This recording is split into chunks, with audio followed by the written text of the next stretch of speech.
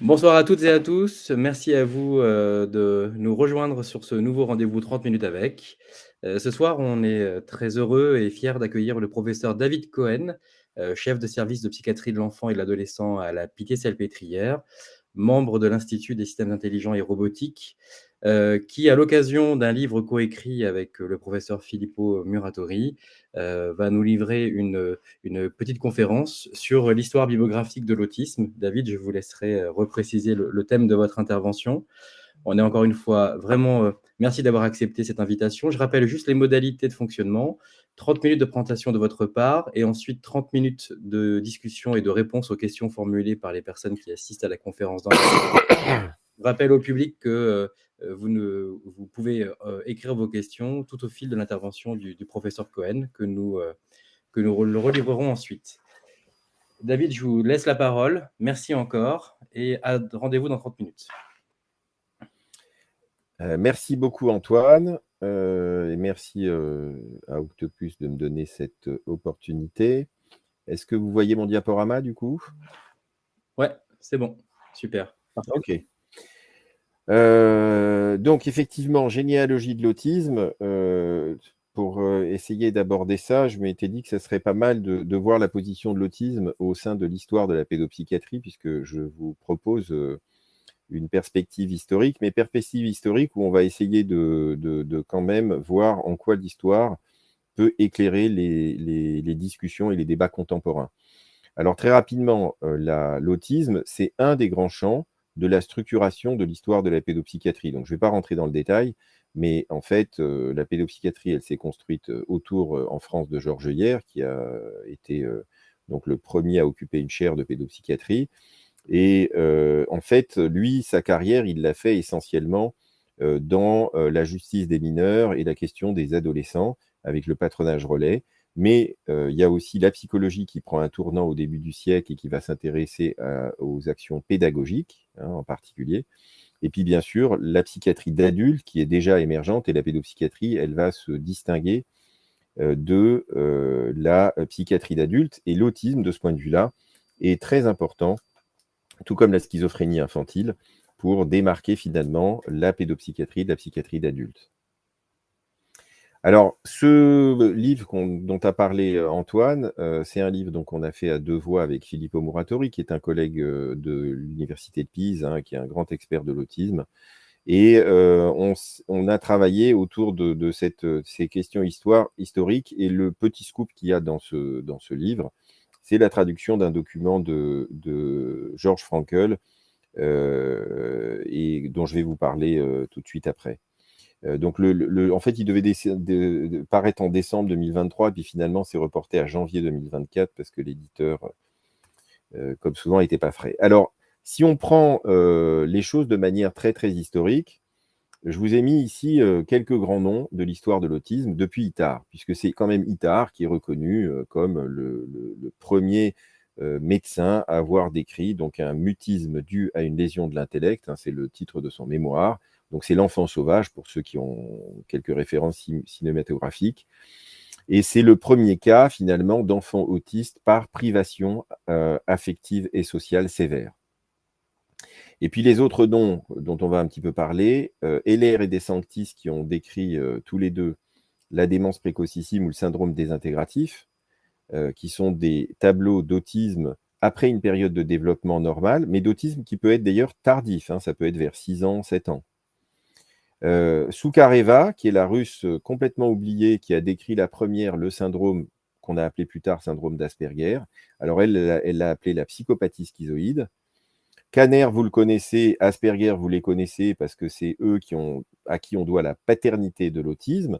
Et on n'a jamais compris comment se fait-il que pendant la Deuxième Guerre mondiale, finalement, deux psychiatres qui ne se parlaient pas, qui ne se voyaient pas, qui étaient avec la guerre, les communications qui étaient, etc., ont pu décrire quasiment en même temps, puisque le mémoire d'Asperger date de 1943, même si j'ai mis 1944 sur cette diapo, parce que c'est la reconnaissance officielle en termes de publication. Mais la même année, ils décrivent, un, l'autisme, et l'autre, la psychopathie autistique. Et ce qu'on sait aujourd'hui, c'est qu'en fait, il y a un couple, Frankl et Annie Weiss, alors Annie Weiss de manière moins directe, mais Frankl de manière directe, qui vont finalement transmettre aux États-Unis le savoir qu'il y avait à l'équipe de Vienne, puisque c'est Asperger, Frankel et Weiss sont de la même école, c'est-à-dire l'école d'Erwin Lazar.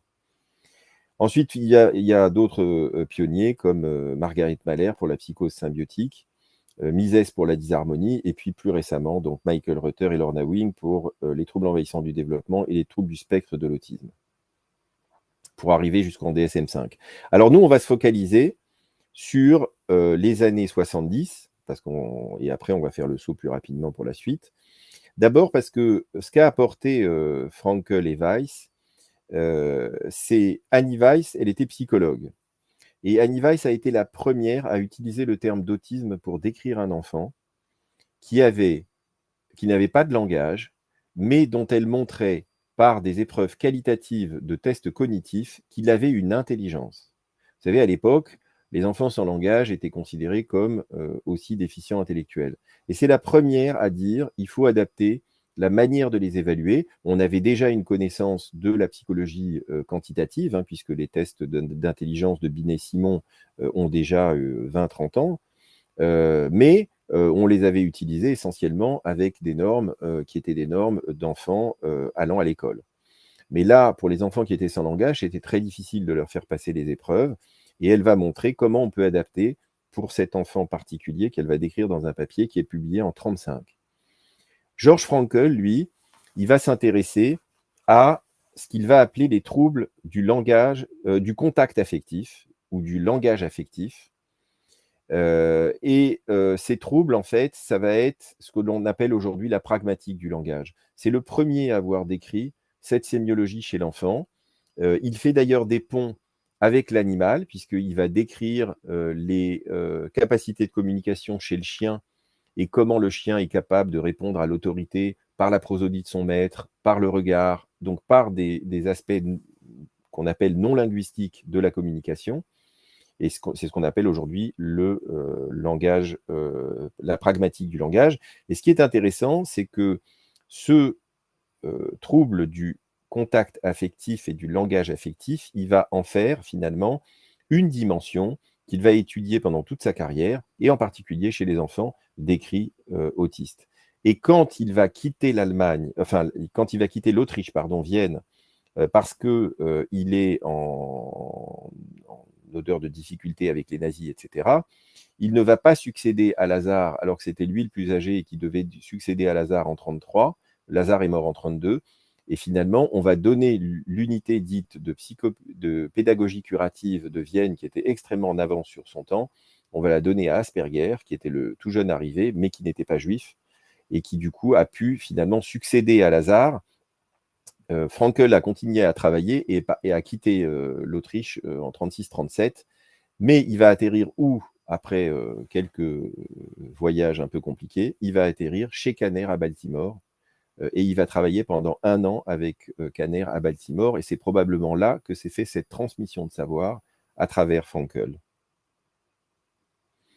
Alors, on va rentrer maintenant un peu plus dans le détail sur ces grands premiers. Alors, Sukareva, je vous ai mis à chaque fois, et vous trouverez ça dans le détail dans le livre, quelques éléments biographiques, où est-ce qu'elle a travaillé, etc. Vous voyez, elle décrit 6 garçons d'abord, qu'elle va appeler psychopathie schizoïde. C'est un article de 1921. Et quand on lit exactement les descriptions des patients, c'est vraiment des troubles qu'elle distingue de la schizophrénie, mais qu'elle classe dans les catégories des troubles précoces de la personnalité décrits par Kretschmer, qui sont les personnalités schizoïdes. Et elle appelle ça la psychopathie schizoïde. Étrangeté de la pensée, attitude autistique, au sens donné par Bleuler, elle emploie le terme, vie émotionnelle pauvre. Donc on reconnaît le syndrome d'Asperger là. Et puis elle fait un second papier où elle décrit 5 filles. Et puis plus récemment, je ne l'ai pas mis là sur la diapo, vient d'être traduit dans l'European Channel Adolescent Psychiatry, un papier de Sukareva plus tardif, qui date des années 1935, où en fait elle décrit la disharmonie cognitive de Mises. C'est extrêmement intéressant. Donc on voit qu'en fait elle s'est intéressée aux autistes ou aux TSA, on dirait aujourd'hui, de bon niveau, hein, et qui pose plein de questions sur le plan des comorbidités, mais on le verra plus tard. Georges Frankel, je vous en ai dit un mot déjà pour vous expliquer son parcours. Donc, il fait ses études à Vienne, il travaille à Vienne dans la clinique de Lazare, et puis il va quitter l'Autriche du fait de la montée du nazisme, et il va atterrir d'abord à Baltimore, où il ne va pas rester longtemps, mais il a été très déterminant pour Kanner. Et d'ailleurs, dans le chapitre qu'écrit Philippot dans le livre, il a plein de détails où il témoigne ça très très bien. La reconnaissance qu'a Kanner du travail de Frankl. Et puis après, il va aller à Kansas City, où il va devenir professeur de psychiatrie de l'enfant à Kansas City. Et c'est d'ailleurs son habilitation à diriger les recherches que l'on a traduite en chapitre, puisqu'en fait, elle n'a jamais été publiée. Puis après, il terminera sa vie en Caroline du Nord avec Annie Weiss, qu'il épouse aux États-Unis, en fait. Mais ils vont mettre pas mal de temps à avoir la reconnaissance de leur diplôme, une stabilité finalement de vie qui leur permette de travailler au même endroit. Alors concrètement, la clinique de Lazare, elle utilisait déjà le mot autisme pour décrire les symptômes de certains enfants. Donc, puisque c'est comme ça qu'Annie Weiss, en 1935, publie un papier où elle décrit un enfant dit autiste. Donc, ils décrivent, Frankl va insister sur le trouble du contact affectif de l'enfant en s'intéressant à la symptomatologie émotionnelle comme la prosodie de la voix.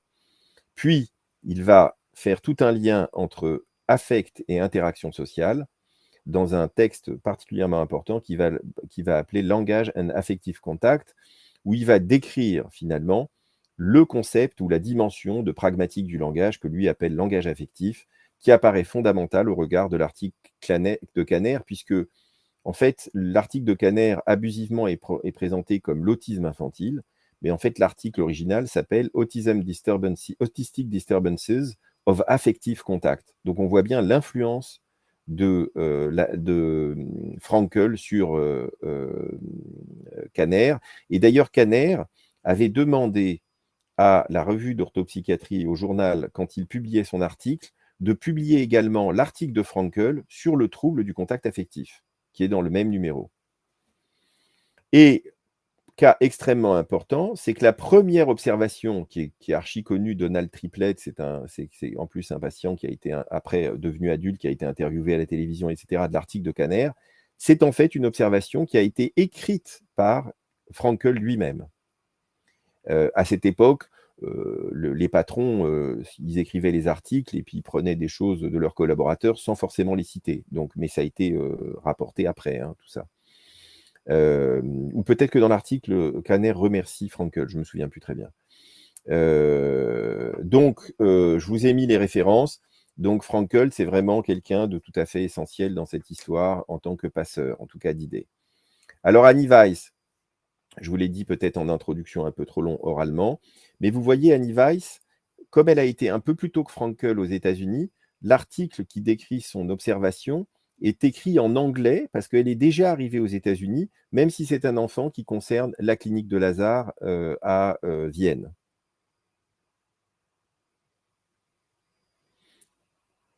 Et vous voyez, dès 41, elle explique comment on peut utiliser le jeu pour interviewer les enfants et essayer de regarder leur capacité d'interaction. Alors, quand vous voyez ce qu'on fait dans la dose, par exemple, c'est toujours intéressant. Alors, Asperger, on le connaît beaucoup plus. J'imagine que la plupart d'entre vous le connaissez. Donc, il fait ses études à Vienne. Il hérite, si je puis dire, de la clinique de Lazare à Vienne, dont il devient très jeune directeur en 1934, alors qu'à ce moment-là, il est finalement jeune pour prendre ce type de position. Mais encore une fois, c'était important dans la continuité. Donc, il va décrire d'abord 4 garçons dans son article mémoire qui ont un trouble du caractère. Et puis, ils sont intelligents, autistes au sens passif, retrait, ou actif, l'action ou la parole ne tient pas compte du contexte. Donc, on retrouve la notion de trouble du contact affectif et de pragmatique du langage, mais qui était déjà présent, encore une fois, à la clinique de Lazare grâce aux travaux de Frankl. Et puis, ils ont un trouble du contact, vous voyez le terme, et ils sont dépourvus d'évidence naturelle, en particulier dans leur expression et leur compréhension des émotions. En fait, Asperger s'est vraiment mis dans la suite des travaux Frankl, mais il va, lui, par contre, décrire essentiellement des enfants de bon niveau. Et surtout, il va dire qu'ils sont accessibles à la pédagogie curative, donc ils ne sont pas candidats à l'élimination nazie.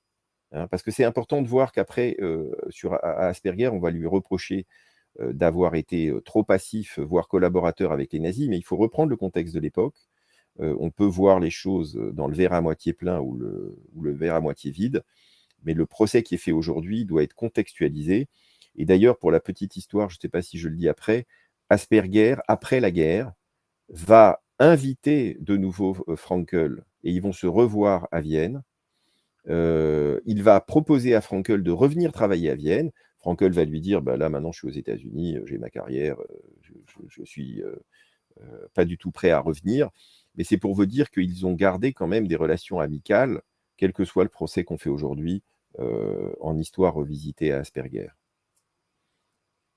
Alors Kanner, là encore une fois, je redis ce que je vous ai dit, hein, je ne reviens pas sur les quelques éléments biographiques, c'est probablement le mieux connu de tous, mais par contre, son article, c'est Troubles innés du contact affectif, donc on voit bien qu'il a quand même la référence aussi à Frankl, et puis vous connaissez ces 3 symptômes cardinaux, le loneness, l'isolement, l'immuabilité ou la difficulté à supporter les changements, sameness, et puis les troubles du langage dans son mode d'énonciation, donc voix monotone, mécanique, ou absence de langage, écholalie, etc.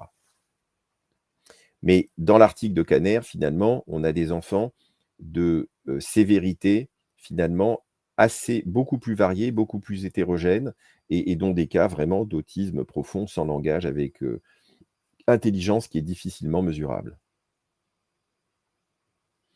Alors, c'est vrai que l'histoire de l'autisme, là, je vous l'ai fait selon une ligne phénoménologique, mais on aurait pu la faire autrement, en prenant, par exemple, la contribution thérapeutique. Et là, la contribution thérapeutique, je crois qu'il y a un grand mouvement à la fin du 18e et au début du 19e pardon, et au début du 20e siècle, qui est ce qu'on appelle la pédagogie curative. Alors, c'est certainement que Lazare est le grand tome de la pédagogie curative, même si à Vienne, il y avait aussi un prof de psychologie qui s'appelait Heller, qui était prof à la fac de psychologie, de pédagogie curative, mais en fait, les applications cliniques étaient faites à la clinique de Lazare, et c'est vraiment la clinique de Lazare. Vous avez une photo ici, où vous avez Frankl qui est ici, Sir Zalk qui est, je crois, ici, Annie Weiss est juste à la droite de Frankl, Asperger est le jeune sur la droite, je ne sais pas si vous le voyez. Et donc, en fait, ils avaient déjà réalisé ce qu'on fait aujourd'hui, c'est-à-dire les staffs pluridisciplinaires où on discute des observations. Hein. La sœur Victorine Zalk étant une sorte d'infirmière en chef de la clinique de pédagogie curative. Mais vous aviez aussi De Santis en Italie, qui a été extrêmement, donc à Rome, qui a beaucoup travaillé sur la pédagogie curative. En France, bien entendu, tous les Seguin, Vallée, etc., même s'ils se sont plus intéressés à la pédagogie curative des déficients intellectuels que des patients autistes. Et puis, bien sûr, Itard, qui, dans son traité, espérait, en redonnant des interactions à cet enfant d'épirulation sévère, lui apprendre le langage. Et ça a été un échec, malheureusement, pour Itard et cet enfant. Et puis, au niveau des contributions thérapeutiques, bien sûr, j'aurais pu évoquer l'ABA, puisqu'on est avant les années 70 avec Lovas, le programme TEACH avec Schopler en 65, et puis le programme TED, Thérapie d'échange et de développement, avec le LOR. On est déjà un tout petit peu après les années 70, mais c'est quand même un pionnier de ce point de vue-là, de la contribution thérapeutique. Et on aurait pu aussi parler de la causalité. Alors là, pour la causalité, je vais vous donner des gens un peu plus contemporains, mais on va rester la privation affective sévère d'Itard, parce que c'est aujourd'hui une cause qui est démontrée. Et vous savez que Michael Reuter, qui est aussi sur cette diapo, qui a fait les premières études de jumeaux pour montrer la contribution génétique, Michael Reuter est un contemporain de Bowlby, hein, qui était le grand psychiatre attachementiste anglais. Et le rêve de Reuter était de démontrer que la privation affective n'avait rien à faire dans l'autisme, que tout ça était organique, etc. Et en fait, quand il a fait les études de jumeaux, quand il a fait les études de devenir des adoptés roumains, il a dû, malgré le fait que ces adoptés, un peu comme l'histoire d'Itard, pouvaient être dans des familles de meilleure qualité, progresser, etc., un certain nombre vont rester autistes quand la déprivation a été trop sévère et trop profonde. Et donc, malgré son souhait de pouvoir montrer que ça n'existait pas dans l'autisme, il a dû dire que, effectivement, dans les adoptés roumains, dans les études de devenir, on a entre 5 à 15% d'autisme. Ça dépend en fait de la durée de la déprivation et de la sévérité de l'état initial de reprise de contact affectif, si je puis dire. Mais Reuter a été aussi un grand pionnier en termes de causalité, puisqu'il a montré l'héritabilité dans les jumeaux monozygotes versus dizygotes, qui a une dimension. Un autre dont on ne parle jamais, c'est Ivar Fölling, qui a découvert la phénylcétonurie. Et la phénylcétonurie, vous savez que maintenant on fait des tests systématiques à la naissance, donc on n'en voit quasiment plus, puisqu'il y a des régimes. Mais le seul patient, moi, phénylcétonurique que j'ai vu dans ma carrière, c'est un enfant de parents portugais qui est né au fin juin. Donc, ils ont fait le test à la maternité. Ils sont partis au Portugal montrer l'enfant à toute la famille et ils sont restés 2-3 mois là-bas. Et résultat des courses, ils n'ont pas eu le résultat. Quand ils sont revenus, ils ont eu le résultat. L'enfant avait déjà un retard de développement, un cerveau qui était impacté. Il a débuté son régime, donc il s'est amélioré, mais c'était déjà trop tard et il avait un tableau d'autistes liés à une maladie métabolique, puisque la phénylcétonurie, c'est une maladie métabolique. Et puis, vous avez ceux qui ont beaucoup travaillé sur le langage, sur l'attention conjointe. Donc, je vous ai mis Hélène Taguer-Flusberg, Isabelle Rapin pour le langage, Peter Mundi pour l'attention conjointe, et puis deux noms qui sont quand même des pionniers de l'imagerie, Éric Courchesne et Monica Zibovicius. Alors, pour ceux que ça intéresse, je n'en parle pas aujourd'hui. Vous avez une vision de l'histoire un peu nord-américaine par Catherine Lord, qui a fait une revue de la littérature sur l'autisme dans Nature Disease Primer. Donc, c'est une revue qui est très intéressante parce que très actualisée. Mais vous voyez que la partie avant les années 70 est quand même extrêmement limitée. Et c'est vraiment pas quelque chose que finalement les collègues nord-américains font, ce type de travaux. Après, pour la partie plus contemporaine, là, c'est très à jour et je pense que ça peut intéresser un certain nombre d'entre vous. Donc, je vous laisse la référence qui est de 2020.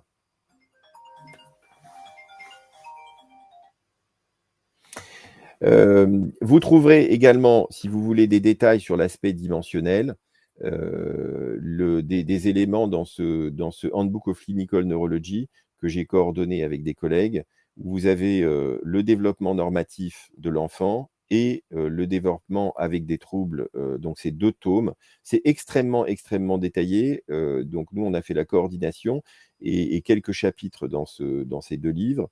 Mais vous avez des chapitres de grande sommité. Je pense aux fonctions exécutives, c'est Adele Diamond. À l'attention, c'est Michael Posner.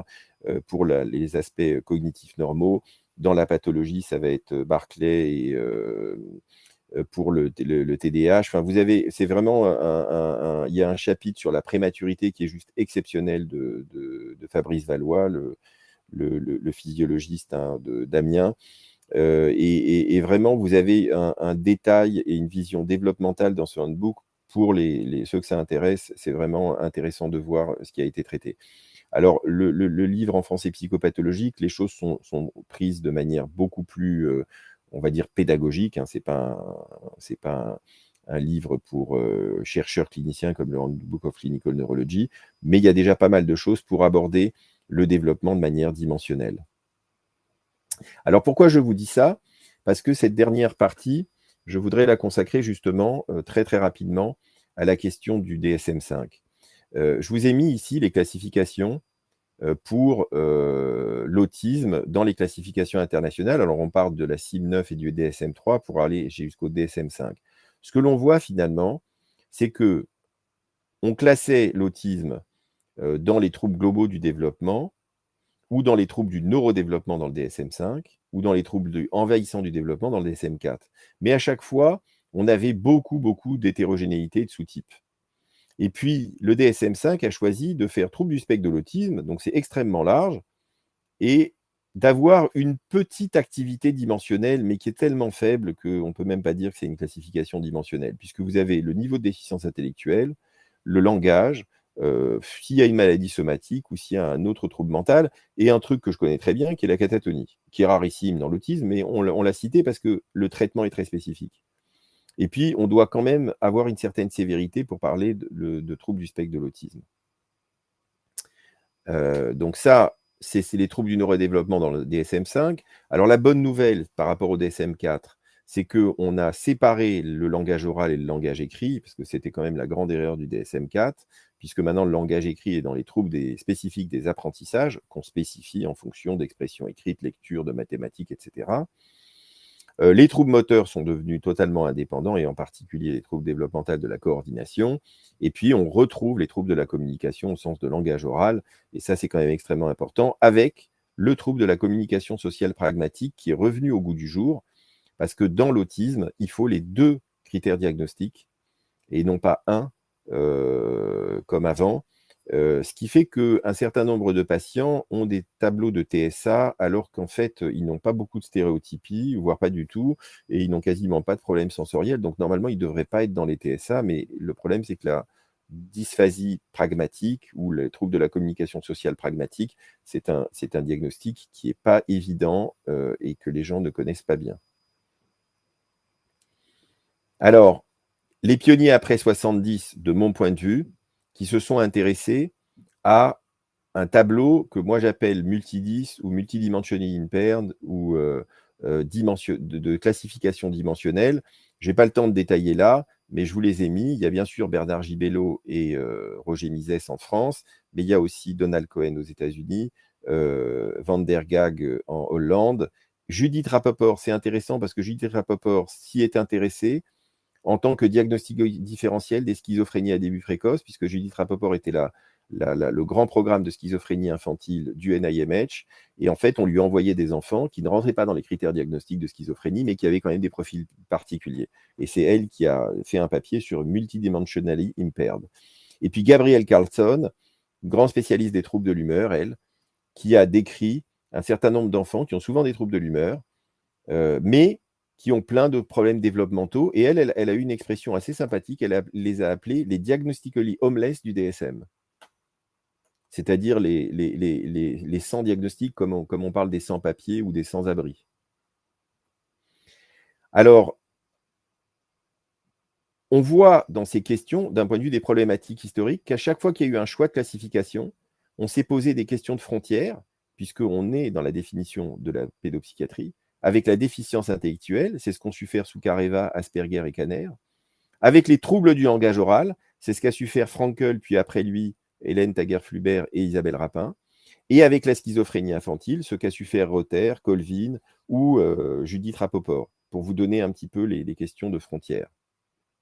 Mais en même temps, ces questions de frontières, elles n'ont pas non plus permis de régler le problème de l'hétérogénéité des patients autistes et TSA. Et que finalement, la perspective catégorielle dominante du DSM-5, c'est une perspective catégorielle qui est tellement inclusive qu'on a une hétérogénéité absolument monstrueuse des patients TSA. Et du coup, moi, je pense que quand on regarde tous ces diagnostics expérimentaux que des collègues ont inventés, mais qui n'ont pas été pris dans les classifications, comme le multiplex developmental disorder, ça c'est l'école de Yale, les disharmonistes et les Français. DAMP, c'était Christopher Kliber qui a fait un syndrome qui s'appelle déficit d'attention, de motricité et de perception.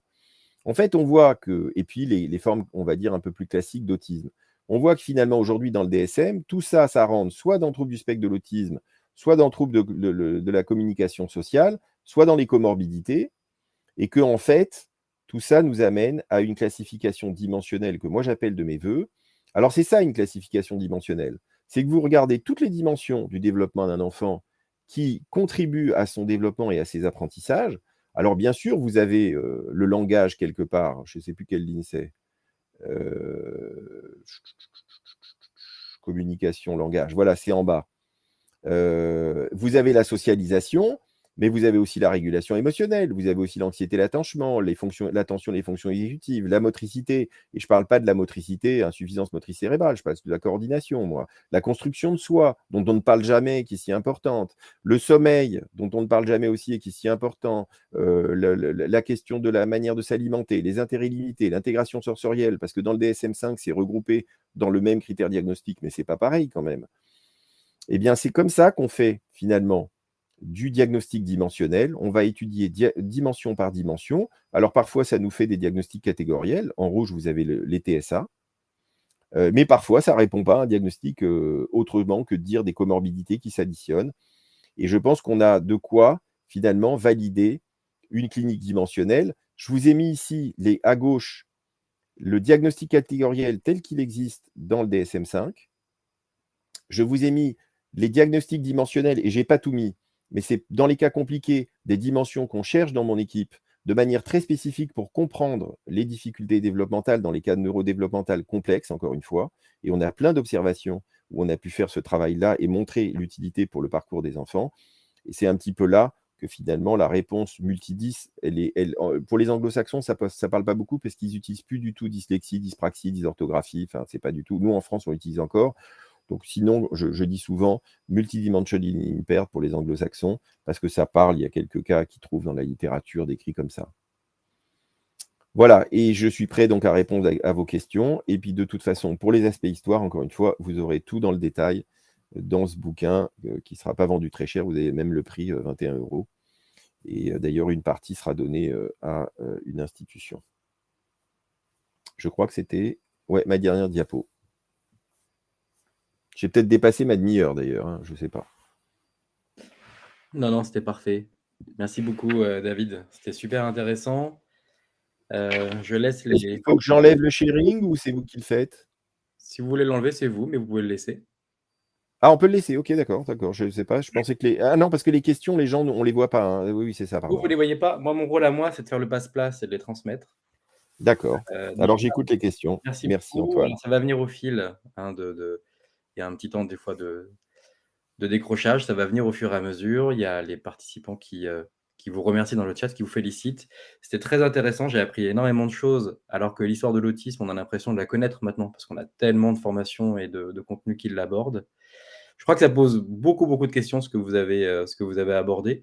Et ayant exercé dans votre service et vous connaître un peu, je retrouve aussi chez vous l'importance qu'a de connaître l'histoire un peu individuelle aussi des auteurs pour comprendre aussi les mouvements de pensée. J'ai l'impression que c'est quelque chose que vous soulignez souvent.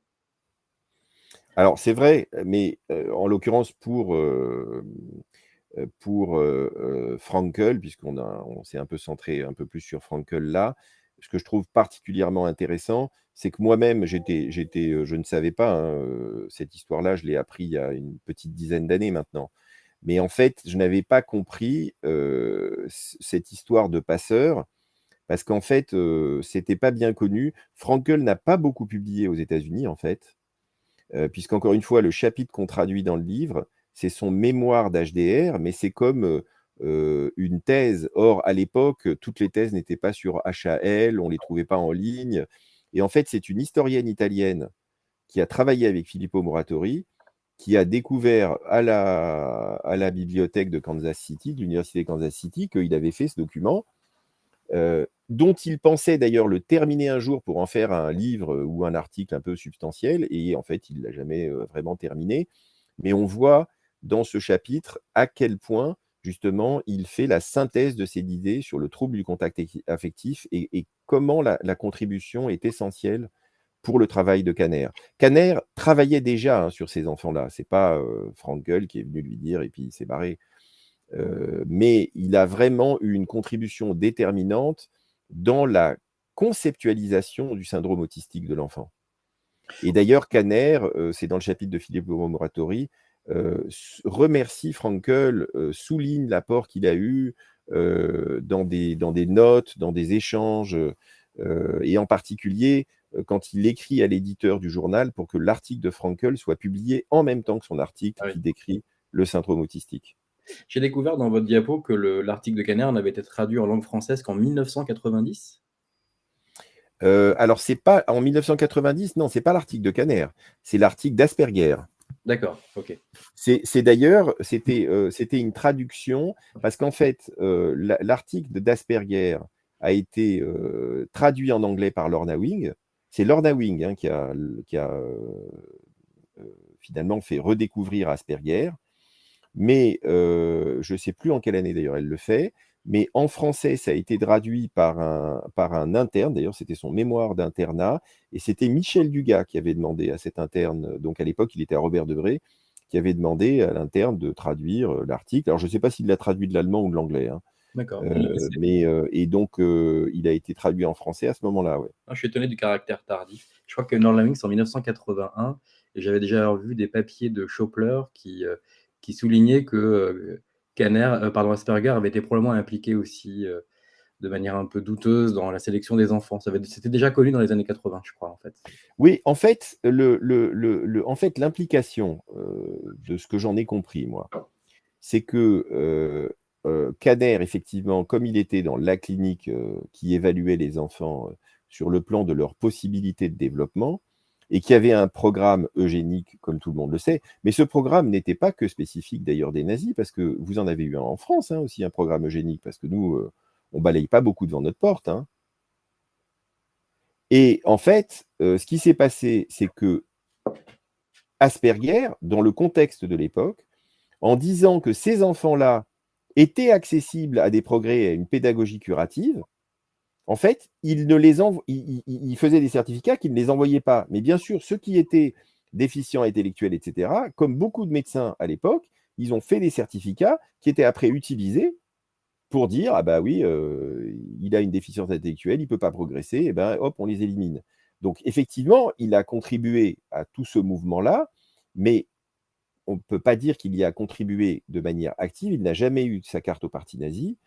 Il n'a jamais été, enfin d'après ce qu'ont dit les historiens, hein, actif. Donc il a certainement été collabo, comme beaucoup de gens qui ont collaboré. À partir du moment où vous continuez à vivre dans des pays à ce point fascistes, quand vous n'êtes pas résistant vous-même, ça c'est certain, il n'a pas été résistant. Mais on ne peut pas dire qu'il a été proactif. Et d'ailleurs, il n'a pas été, entre guillemets, ennuyé dans l'après-guerre, alors qu'il y a eu quand même des procès, des choses qui ont été faites, etc. Et le décrire comme un monstre de l'eugénisme, sincèrement, je pense que c'est excessif et c'est revisiter l'histoire en sortant du contexte et des pressions historiques. D'autant plus que c'est assez émouvant de voir ce que dit la fille d'Asperger. Parce qu'Asperger est mort, donc il ne peut plus se défendre. Mais la fille d'Asperger, elle a pu donner à des historiens justement les notes de son père, les échanges avec Frankl, le fait que Frankl est venu à la maison, il a revu son père. Enfin, il y a quand même quelque chose qui, en tout cas du point de vue de Frankl, jamais Frankl a considéré qu'Asperger était un collabo. D'accord, ok. Et il avait quelques raisons de se plaindre éventuellement Bien sûr. d'Asperger. Ouais. On a des questions et des remarques. Premièrement, Vanessa, qui est psychologue et maman, vous remercie pour votre engagement dans la prise en charge de ses enfants. Une première question d'Elisabeth qui nous demande quels sont les critères diagnostiques indispensables selon vous pour le TSA adulte en particulier, qui est tant sujet à controverse. Alors ça, c'est une très bonne question, mais je ne sais pas si je pourrais y répondre, parce qu'en fait, c'est pas tel. Alors déjà, il faut déjà répondre réellement aux critères du TSA tel qu'il est dans le DSM. Et pas je suis un peu timide, donc je suis TSA, comme je vois dans certaines observations.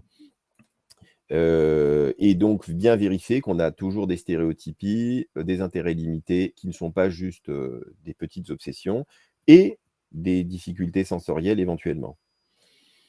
Bon, maintenant, quand on a dit ça, on n'a pas parlé des cas frontières. Et la vraie difficulté pour moi qu'ont les psychiatres d'adultes, et j'ai même une histoire à vous raconter qui est cocasse, c'est la question du diagnostic différentiel. Parce qu'en fait, les psychiatres d'adultes viennent de découvrir maintenant les troubles du neurodéveloppement vieilli, au nom des TSA et un peu au nom des TDAH d'ailleurs. Mais alors les autres, ils n'y connaissent rien. Ils ne savent pas ce que c'est une dysphasie vieillie, ils ne savent pas ce que c'est une dyspraxie vieillie, des fois ils ne savent même pas ce que c'est la dyspraxie tout court. Et donc moi par exemple, j'ai un adolescent dyspraxique extrêmement sévère qui a des petites particularités aussi de contact social, comme beaucoup de dyspraxiques. Enfin, il n'est pas du tout autiste, il adore se faire des amis, il va vers les autres, il fait plein de choses, etc. Bref, je le suis depuis des années et je ne le suis plus par contre parce qu'il est devenu adulte. Il a fait un CAP ou un BEP, je ne me souviens plus, en espace vert, jardinerie, etc. Il travaille comme jardinier, il a organisé sa vie en fonction de ses difficultés et en fait, il me suit sur Instagram parce que j'ai quelques activités d'artiste sur Instagram et j'ai une page d'artiste. Mais il le savait, donc il me suit et puis je lui réponds de temps en temps, il est sympa.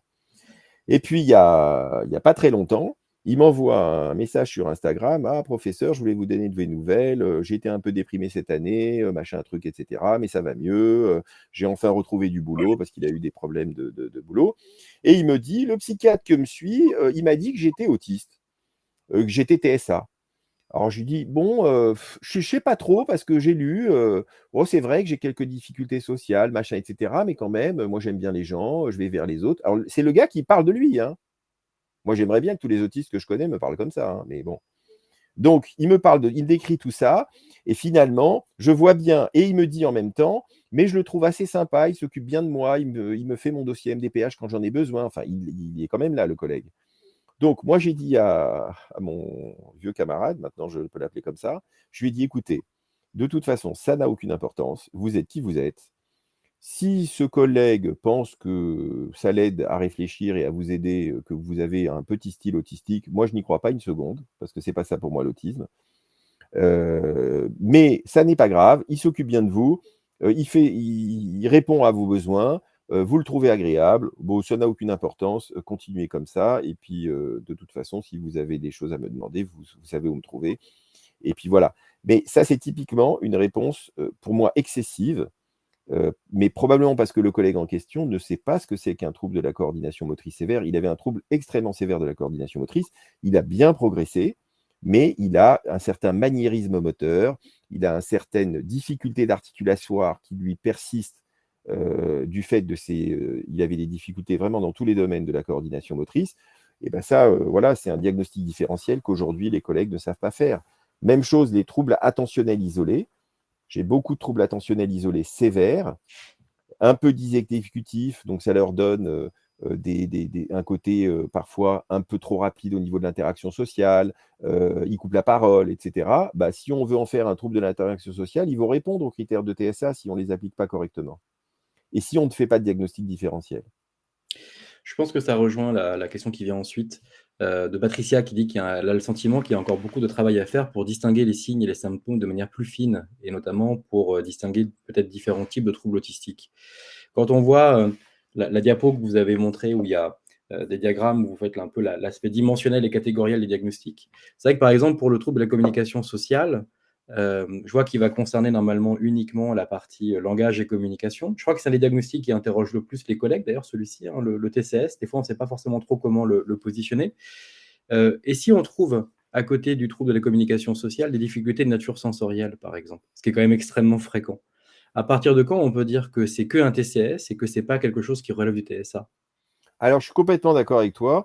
Moi, mon critère, c'est est-ce que on a vraiment des stéréotypies et des intérêts limités? Et surtout, est-ce qu'on a aussi une dyspraxie associée? Parce qu'en fait, le problème, c'est que là, je m'excuse, je suis obligé de faire des raccourcis.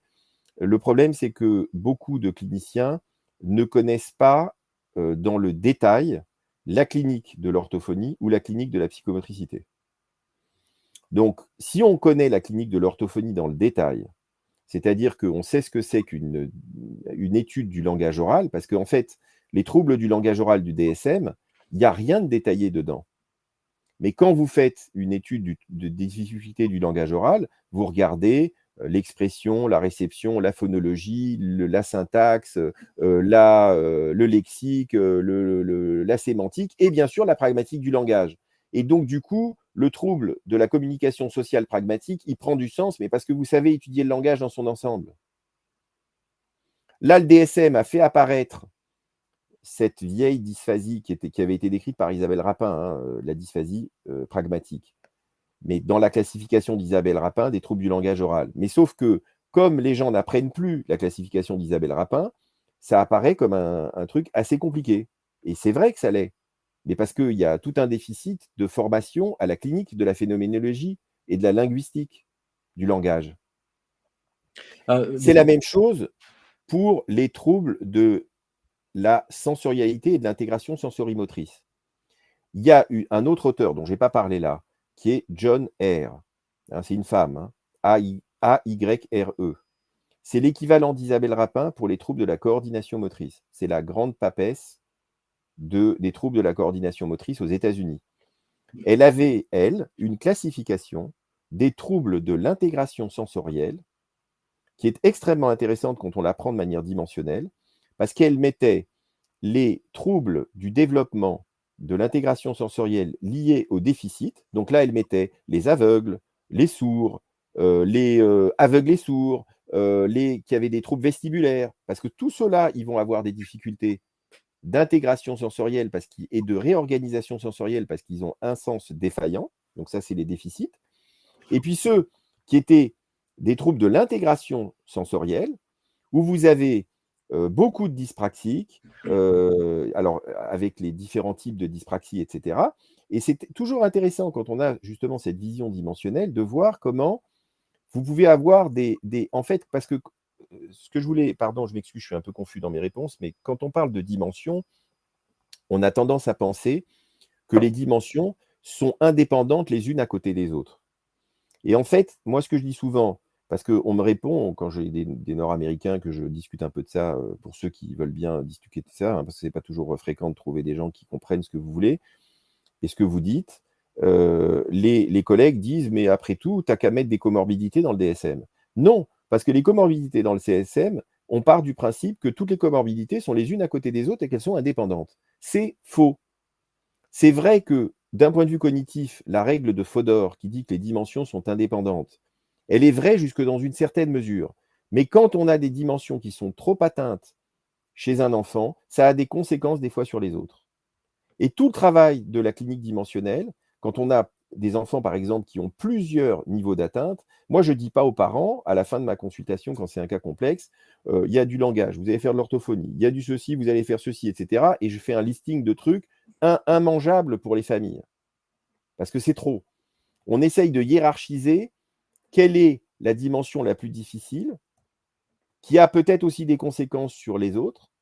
Et c'est comme ça qu'on essaye de hiérarchiser un petit peu les priorités quand on a trop de difficultés et qu'on ne veut pas répondre simplement c'est un déficit global et on ne peut rien faire. Tu vois, c'est un peu ça. Je n'ai pas totalement répondu à la question, mais ça, c'est un sujet en soi qu'il faudrait traiter. Oui, c'est un sujet, en plus, je pense que c'est un sujet de pratique aussi, parce que je crois que plus on utilisera de tests et plus on va voir les choses de manière dimensionnelle. Il faudra arriver à séparer ces dimensions, justement. Ah bah, il y a des gens qui se simplifient la vie, ils font plus de tests, ils font que des échelles. Oui, je sais. Ça, c'est un autre sujet. On a une autre question de Véronique qui vous demande, pardon, si le DSM-5 vous semble le meilleur moyen de dépister un profil autistique et quels sont aujourd'hui les professionnels aujourd'hui agréés pour un dépistage? Alors, déjà, le DSM-5 n'a jamais été un outil de dépistage, donc la question, pour moi, elle est pas, comment on dit en français, relevante. Elle n'est pas adaptée. C'est-à-dire que le DSM, c'est une classification. Il n'est pas là pour dépister. Il est juste là pour dire, à un moment donné, comment on définit tel et tel trouble, en l'occurrence le TSA. Donc moi, ce que je dis, c'est que le DSM-5 a choisi d'être catégoriel. Il y a eu beaucoup de discussions, parce que j'y ai participé, pour choisir une classification dimensionnelle. Finalement, les Nord-Américains ont dit que c'était trop compliqué.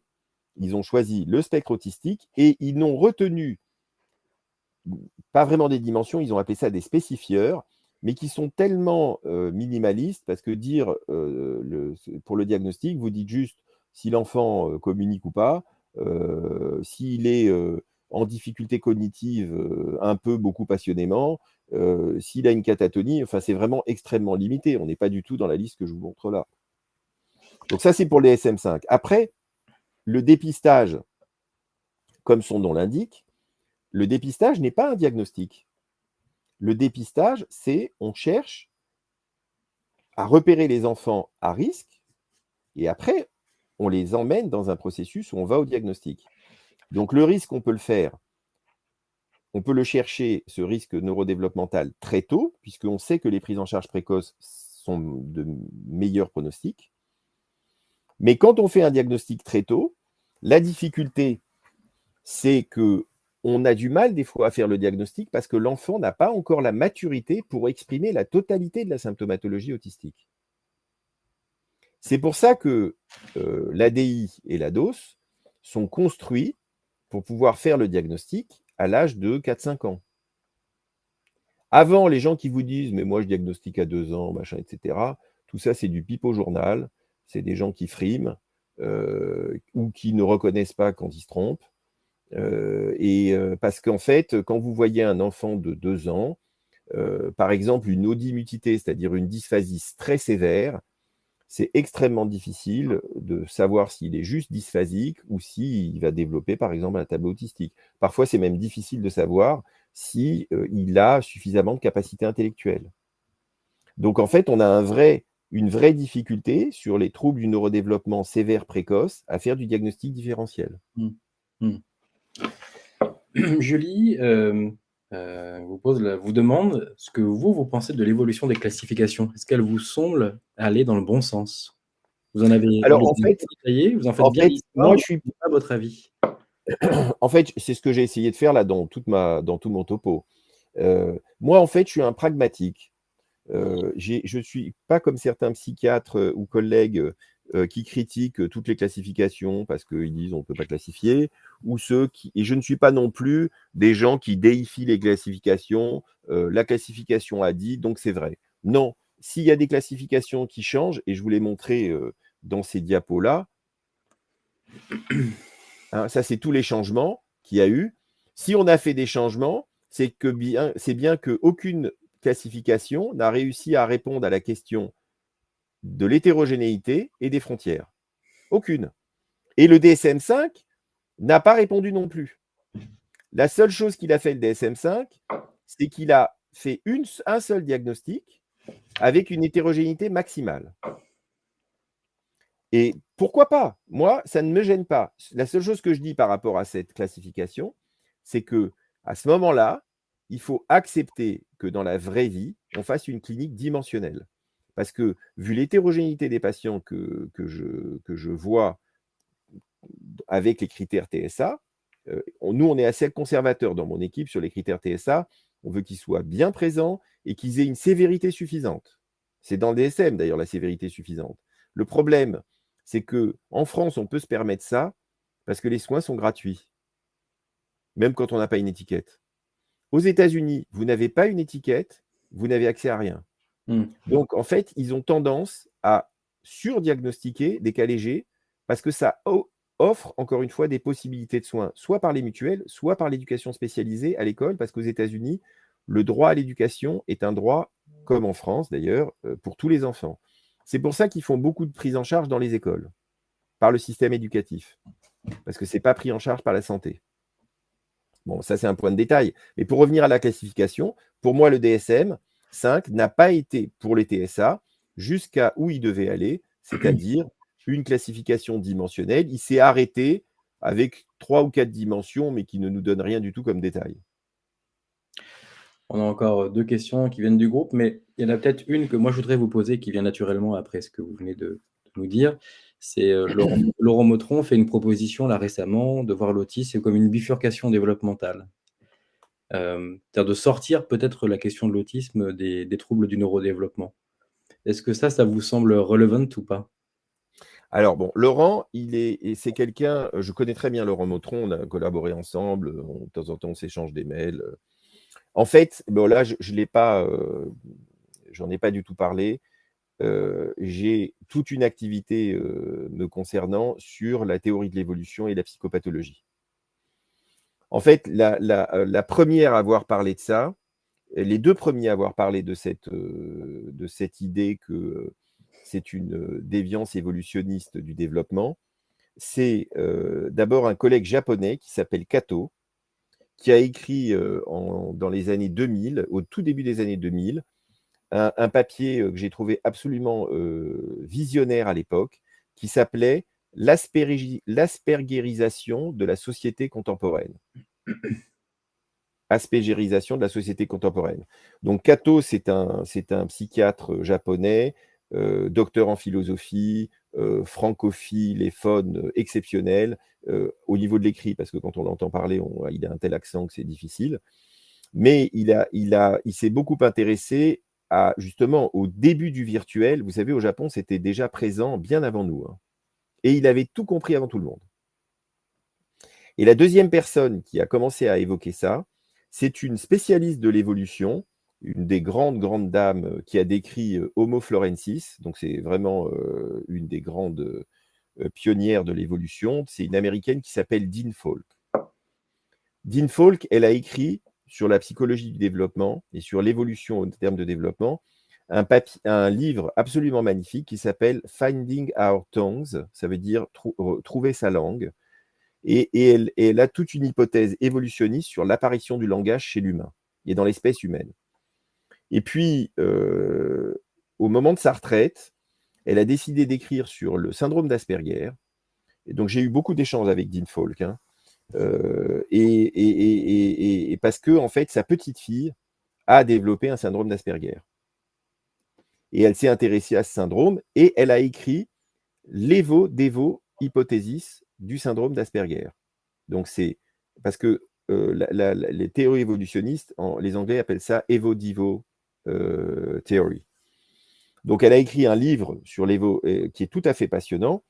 Alors Laurent, en fait, il se situe pas tellement dans cette dimension-là d'un point de vue de l'évolution, parce que c'est quelqu'un qui ne travaille pas depuis beaucoup sur l'évolution. Par contre, il a toujours eu comme hypothèse, Laurent, qu'il ne fallait pas parler d'autisme quand il y avait une déficience intellectuelle, parce que pour lui, les vrais autistes, c'est les autistes de haut niveau sans déficience intellectuelle.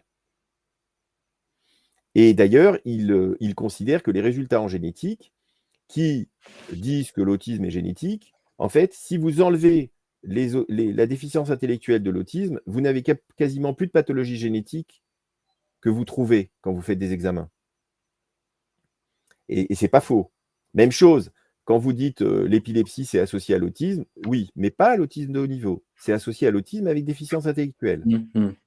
Donc, il y a un vrai sujet là. Alors, Laurent, lui, dit l'autisme, les vrais autistes, c'est les autistes de haut niveau. Et effectivement, les autistes de haut niveau, ils ont une revendication qui dit mais nous, on est capable de fonctionner dans la vie. Donc, on n'est pas des malades, on est des atypiques. Et donc, vous avez tout le courant neuroatypique. Et il a d'ailleurs intégré dans son laboratoire, dans son équipe de recherche, Dawson, je ne me souviens plus de son prénom parce qu'il y a plusieurs Dawson dans la littérature, mais qui est une chercheuse, elle-même autiste de haut niveau, tout à fait remarquable et qui en parle très très bien. Alors nous, on avait fait un travail qui était un travail de biographie avec une... Ah. Bon. Il y a eu une petite erreur de connexion, Catherine, peut-être? Je pense, je ne sais pas, il est sorti, Ouais. professeur On va voir Cohen est quitté. Je vais voir s'il essaye de se reconnecter ou pas. J'en profite pour répondre à une question de Tatiana qui demande que représente la couverture du livre que montrait le professeur Cohen. Eh bien, c'est une de ses œuvres. C'est quelqu'un qui expose beaucoup. Donc, si vous allez voir son compte Instagram, notamment dont il parlait tout à l'heure, vous pourrez découvrir sa production artistique. Bon, il nous reste de toute manière que une minute ou deux. David, vous êtes parmi nous? Il a l'air de revenir. Il faut une minute ou deux. Termine d'expliquer, il va arriver. Bah ça y est, j'ai expliqué. Donc vous pouvez aller voir la page Instagram du professeur Cohen si vous voulez découvrir ses œuvres. Et donc la couverture du livre en est une parmi ses nombreuses compositions. Attendez, excusez-moi. Oui, allô? Oui. Oui, ça arrive parfois. Vous pouvez vous reconnecter ou pas? Ouais, si vous demandez la main. Ouais. Bon, c'était David Cohen. Bon, on va de toute façon... Je pense qu'on va s'arrêter là. De toute façon, on serait hors délai. Merci à vous d'avoir été nombreuses et nombreux. Ah, non, c'est bon. Bon, tant pis, on s'arrête là. Prochain rendez-vous au mois de janvier avec le docteur Thomas Gargot qui va venir nous parler d'innovation en matière de prise en charge des troubles de l'écriture. Il est psychiatre d'enfants à l'hôpital de Tours et a développé des dispositifs innovants avec les nouvelles technologies. Je vous remercie pour votre attention. Désolé pour ce petit couac de fin de rendez-vous, mais bon, c'est pas grave. On est toujours très content d'écouter David Cohen, qui est quelqu'un qui connaît remarquablement bien l'histoire des concepts et des auteurs, et ce qui est toujours un éclairage agréable. Belle soirée à toutes et à tous.